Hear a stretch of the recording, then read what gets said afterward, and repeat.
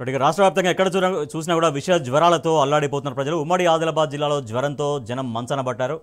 వర్షాకాలంలో సీజనల్ వ్యాధులు జనంపై ముప్పేట దాడి చేస్తున్నాయి. ప్రధానంగా ఉట్నూరు ఏజెన్సీ ప్రాంతంలో ఇంటికొకరు చొప్పున జ్వరంతో బాధపడుతున్నారు. డెంగ్యూ, మలేరియా వంటి వ్యాధులతో ఏజెన్సీ ప్రాంతంలోని గిరిజనులు రోగాల బారిన పడి సరైన వైద్యం అందక సతమతమవుతున్నారు.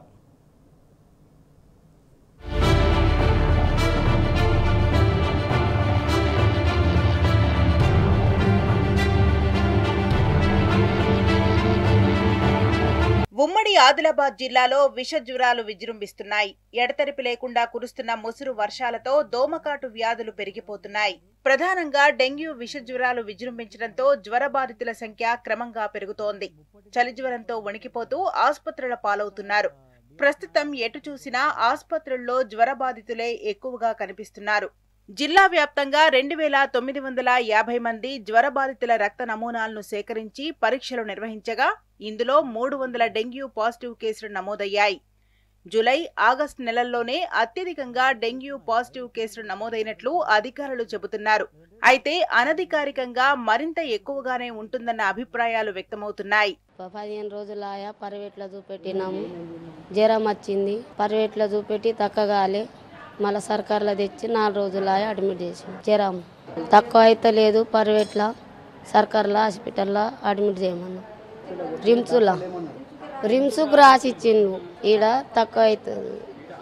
రిమ్స్కు తొలకపోన్లి మంచిగా అవుతుంది, అన్నీ అక్కడ చూస్తాలని చెప్పిండు. అంత పోడు మాకు తెలియదు. క్యానింగ్ ఇంకా తీయలే, పెద్ద క్యానింగ్.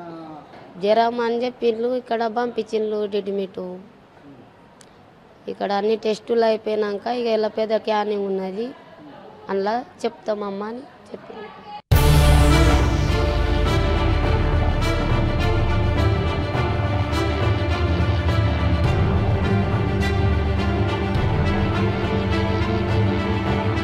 రిమ్స్ ఆసుపత్రితో పాటు ప్రైవేట్ ఆసుపత్రులకు డెంగ్యూ బాధితులు క్యూ కడుతున్నారు. ప్రభుత్వ వైద్యంపై భరోసా లేని వారంతా మహారాష్ట్రలోని యావత్మాల్, చంద్రాపూర్ జిల్లాలతో పాటు హైదరాబాద్, నిజామాబాద్, కరీంనగర్ లాంటి ప్రాంతాలకు పరుగులు తీస్తున్నారు. డెంగ్యూ వ్యాధి విజృంభిస్తున్నా ప్రభుత్వం పూర్తి స్థాయిలో కట్టడి చర్యలు చేపట్టడం లేదన్న వాదనలు బలంగా వినిపిస్తున్నాయి.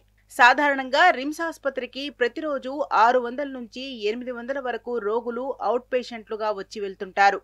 గత వారం 10 రోజులుగా రిమ్స్ ఆసుపత్రికి వచ్చే అవుట్ పేషెంట్ల సంఖ్య దాదాపు 1500 నుంచి 2000 వరకు చేరుకుంది.